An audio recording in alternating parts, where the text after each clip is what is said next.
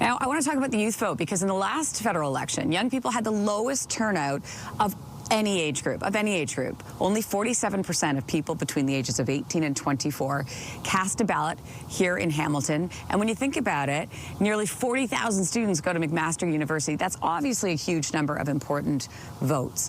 Joining me now with more is one of those students, Maia Rousseau, who is so kindly agreed to join us this morning, which is an early start for you. It is. But obviously an important conversation that we want to have with you.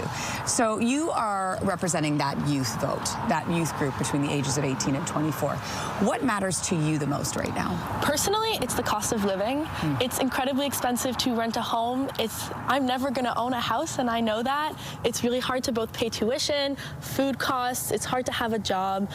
Furthermore, I think climate change is a really big concern for young people right now. Not much is being done on a federal, provincial, or municipal level, and it's only getting worse, which means that the future is incredibly uncertain right now. Maya, I got to go back to what you said. You just said, I am never going to own a house. Is that how you really feel? Yeah, housing prices are so insanely high right now. If I do own a home, it'll be because it was passed down through family. Wow. But there's no way that, honestly, most people in our generation are ever going to be able to purchase a home. House prices are so expensive, upwards of $1 million for a home that's incredibly small.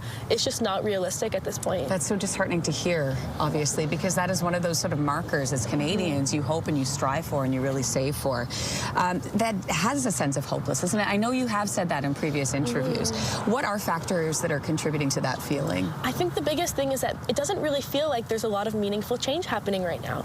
In Parliament, in government, it's a lot of debate without actually anything changing.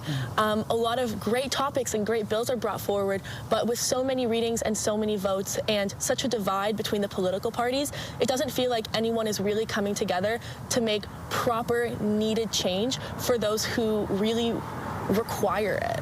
One of the ways we can change things is by getting out and voting. Absolutely. And as I mentioned off the top here, Maya, that it's a tough age group to get those people out to vote. Why do you think that is? And do you think we'll see a difference here today? I think it's a multitude of factors. I think one of the big things is a lack of education and awareness. With really quick turnarounds for voting, people don't really understand how to vote, but there are so many different ways to vote, especially with advanced voting by mail.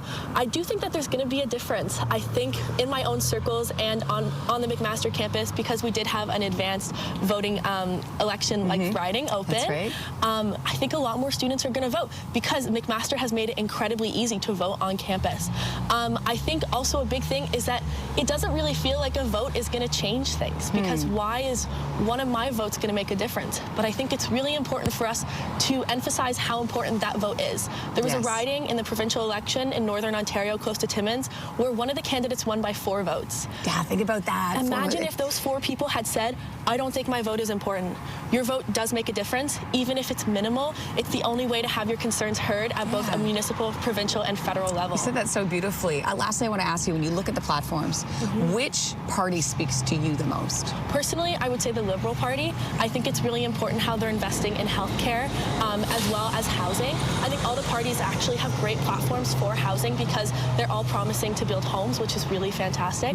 But personally, the Liberal Party aligns most with me because of the way that they're going to address both healthcare as well as the climate crisis. Maia Rousseau, I'm so excited for your future. I really am. Thank you so much. You will get a house one day.